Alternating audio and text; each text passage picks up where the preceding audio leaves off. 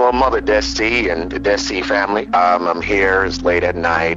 This is usually a time where I'm up trying to get some things done. We're going to get this microphone thing worked out, and so we can do, the live thing. But for now, I just figured I can just, do a little quick audio blog on the topic that Mother Desi talked about as far as metaphysics.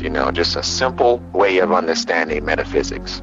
For me, I kind of learned metaphysics through the study of numerology. And like I say, I'm really just a student. Even though I might, throw a lot of information out there, it's because I'm constantly learning, constantly reading, I'm constantly delving into myself, meditating, and reflecting on a lot of things that are happening around us now. But in actuality, there's really a big difference between, let's say, like what I do as far as like when I talk about metaphysics and some of the, other information or masters actually that you might see out there.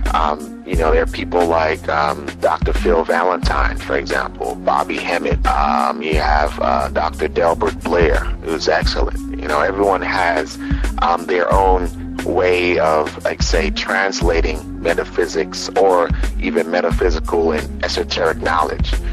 Now, of course, you have, those who teach metaphysics from a standard Kemetic standpoint, which is also good. You might have more African-centered teachers or Pan-African teachers who teach from that standpoint. And I guess that helps you to understand that metaphysics is basically a lens.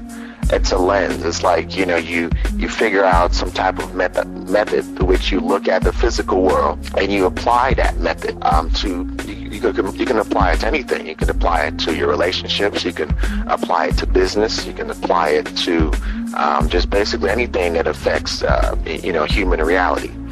And so I would say metaphysics is a lens. It's a way of looking, a method of looking beyond what is physical, meaning, what is affected by your five senses, and using that method to kind of like, go inside of it or through it or around it. And I guess the most popular version of that method I see is even in relationships. Brothers know a lot of times, if a sister is mad at you, she doesn't talk, right? She wants you to read her mind, see, what's wrong with her. She doesn't want to tell you. And so you keep looking at her, you're like, well, what's going on here? Well, she's not talking to me.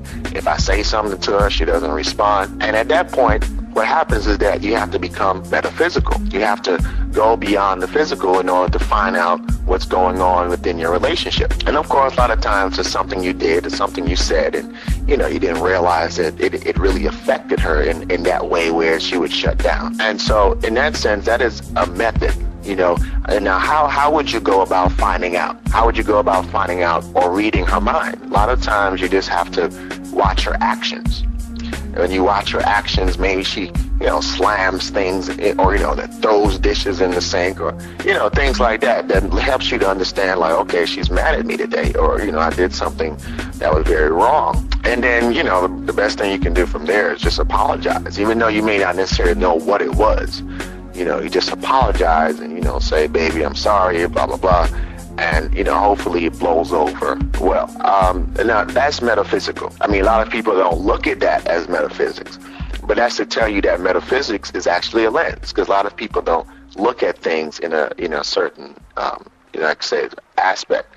And then you may have, a form of metaphysics that is pretty much known onto, like, say, your pastor, your priest, your bishop.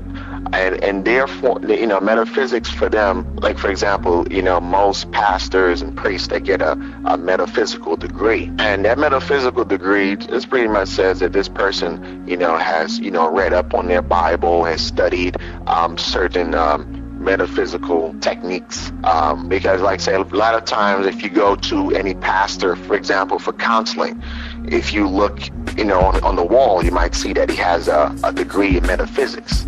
And that basically says that, he is trained to be able to look beyond the physical. And like, say, if he even had a problem, he's able to tie that into a scripture. Let's say, for example, he would tie in whatever it is happening on your job, in your relationship, with money.